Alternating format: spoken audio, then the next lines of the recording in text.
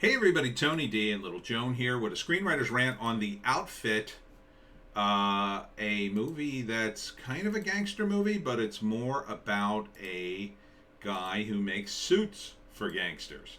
Smash like and subscribe. Thank you for smash liking and subscribing. Please check out my books. Links in the description. Thank you for supporting the channel and check us out on Bitchute and Rumble. So this is the tailor, and he is a guy who makes excellent suits for guys back in, I assume, the 40s, around that time when the mafia is big, because it's called The Outfit. That's a reference to organized crime. And then one night, these guys come in. I gotta say, though, most of the gangsters in this movie are very generic and hard to distinguish one from another. I'm not sure the casting was good. Now, these guys, obviously, you can tell they have the Harlem gangsters in the midst. So I think this is probably New York. And I'm not sure if one of these is probably a cop. There's probably cops too. And the premise is one night they come in, they're all looking for this one gangster for some reason, and then this guy gets shot, and they got to fix him up. So he holds him at gunpoint, makes the tailor sew up his wounds. Gross. And they're all after this, whatever this is, the MacGuffin as we call it in screenwriting, right? And this is the tailor's assistant, and she's in it, and she's the beautiful woman, and maybe she's got a boyfriend, and they're who knows? There's all sorts of shenanigans going on in this movie, and then it all escalates with people shooting one another. It's called The Outfit, from Focus. I think it looks decent. I think it looks good.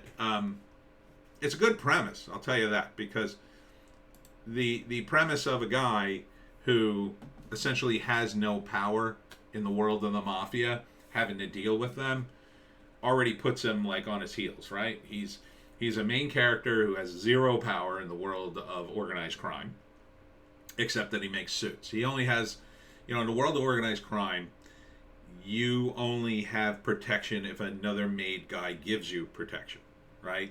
So if there's a made guy who says, "That's my tailor, leave him alone," you have to go through him to get to the tailor. But that works in reverse too, which is why you should stay away. If that made guy dies, or is, they decide, oh, we're going after everything that guy is connected to, well, then you could be a target. And you could be a target if you don't have any protection whatsoever. So, and this is at a time, I'm going to say the 50s, 40s, 50s, probably the 40s, where the mafia is at their peak. Right? If they're talking about The Outfit, this might even be Prohibition era now that I think about it. It might be Prohibition. Prohibition would be like earlier, the 20s and 30s. Probably the 20s. Yeah, so the 20s. It's a little hard to distinguish those eras. They kind of blur together for me, being in 2021, right? But this looks good because, he has to maneuver his way through this world as they push him around, because they could just decide to kill him. Like, he's a witness, kill him. If nobody's defending him, then so he's a guy who starts the movie out. I mind my own business. Even though they have a drop box in his shop, like, he pretends like he doesn't know. He kind of knows. He knows they're up to something. He doesn't know any specifics. And that, for the most part, protects him until he becomes the focus of something. And that's the problem of being around gangsters. Eventually, they decide to focus on you. They're under a tremendous amount of pressure, too, because they're all trying to kill each other. I don't know if these guys are cops or gangsters, but maybe they're all gangsters.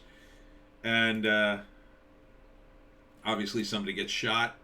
They end up killing people in his shop, and then he has to hide the bodies, and that makes it worse. So probably the first act is him in a shop, and he's an excellent tailor. Why is he here? And it probably lays some of the groundwork to what pays off in the third act. He's got a beautiful assistant.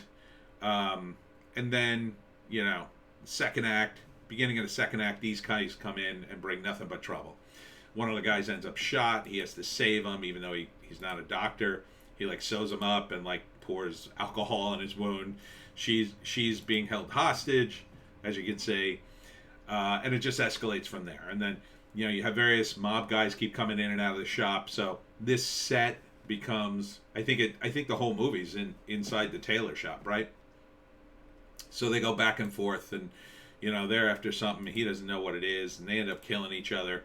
And at some point, it all climaxes. See, these guys, they probably get killed or get driven out. It all climaxes at the end with the shop being burned down, February 25th, only in theaters. Yeah, there's a fire scene if I can get to it.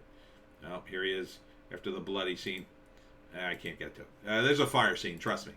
So probably at the end of this, the third act is probably him finally forced to kill these guys. And one of the things they established in the trailer, that he has this pair of shears that is his tool to cut the fabric and cut. He's constantly sharpening them, and that's like his thing. And then there's another scene where one of the mob guys reaches for the shears and he puts his hand down. Like, that's a line he won't cross. He needs his shears, right? And that becomes a symbolism maybe of his power, his personal power, a line he won't cross. And then at the end, he probably kills the last guy with the shears, would be my guess. And then the whole place burns down, and it's like, this is the 20s or 40s or whatever. So all the bodies, it doesn't matter at that point. So I think this looks good. I would see this movie. It's coming out in February, which, again, that tends to be a dumping ground for movies that Hollywood said, this ain't going to do any good. But the weird sensibilities in Hollywood these days, and every once in a while, they just dump a movie there that does pretty good. Because it's sometimes the idea that, this is a good movie, but there's not much of an audience for it. Right? So this is a movie, I think it looks pretty good. It's definitely well produced. I don't recognize any of the cast. And again, the gangsters kind of blurred together to some extent for me, but the lead looks good. He looks good. And he seems to be a very practiced actor. I don't know him specifically.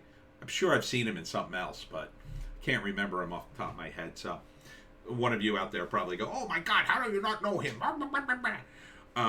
So yeah, I think this is good. This is going to be a good movie. I think this might be a gem in the rough that does pretty well in theaters because it's not up against anything. It's coming out in February, and it gets some good buzz and does well.